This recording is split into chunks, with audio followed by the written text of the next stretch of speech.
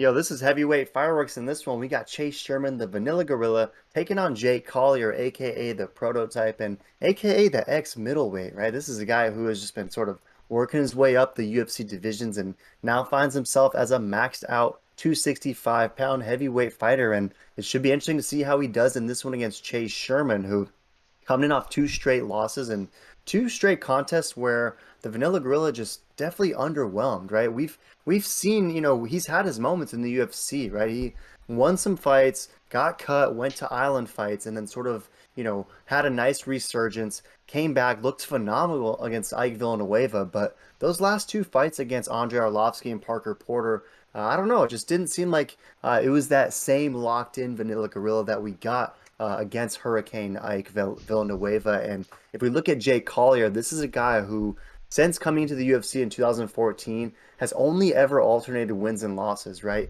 He's never won two in a row, but he's never lost two in a row. And in that last fight, it was against Boy, Carlos Felipe. You and I were there, and it was a very close split decision, one where they ultimately gave it to Carlos Felipe. So technically, the Prototype is coming in this one off of a loss. So what are your thoughts on this one? Do you think that the alternating circumstances will continue for Jake Collier and he's due for a win in this one, or does Chase Sherman just rediscover that sauce and find a way to get back on track? What are your thoughts? Yeah, I gotta go with the Sherman here on this one. I think the Vanilla Grill is gonna get the prototype done. Um, I like where the odds are. It's near even. One of these guys get touched, they're going to sleep. These are big boys.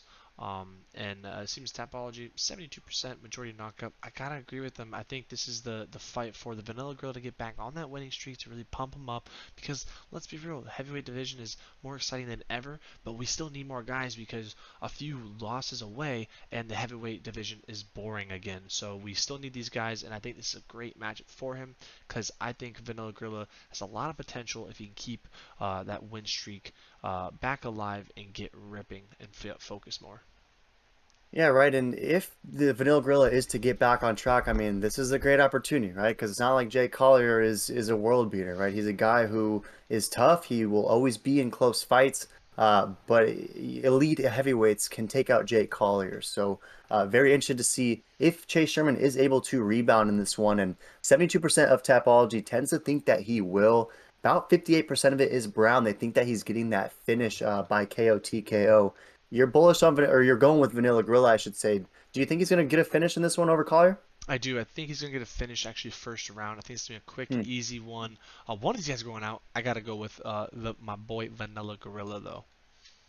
Yeah, and the last time we saw Jake Collier get finished, it was just a one-punch sleeper, right? Tom Aspinall put him out in 45 seconds. It was a fight where like you saw both guys enter the cage and you kind of knew that this was a mismatch and that Collier just did not belong in there with a guy of Aspinall's level. But those last two fights have gone the decision, and the same thing can be said for Chase Sherman too. So I'm actually a little bit more bullish on this fight going longer than anticipated. I think the conventional wisdom is usually to hammer the under 1.5, or that someone is getting slept early when it's these meat slinging heavyweights. But I think that this fight's going to actually go a little bit longer than anticipated, and ultimately I'm going to go with Jake Collier in this one because I just have not been impressed with the Vanilla Gorilla.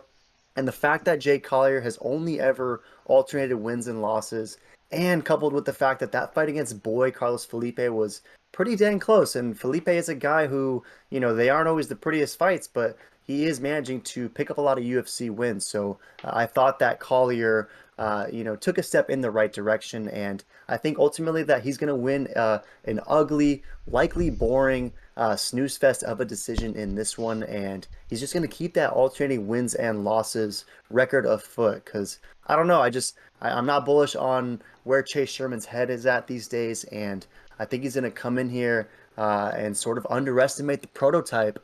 And Collier's going to find a way to get this one done. But only 28% is rolling with Jake Collier. So let us know down in the chat who you're rolling with. You going with me? Do you think Vanilla Gorillas can get this one done?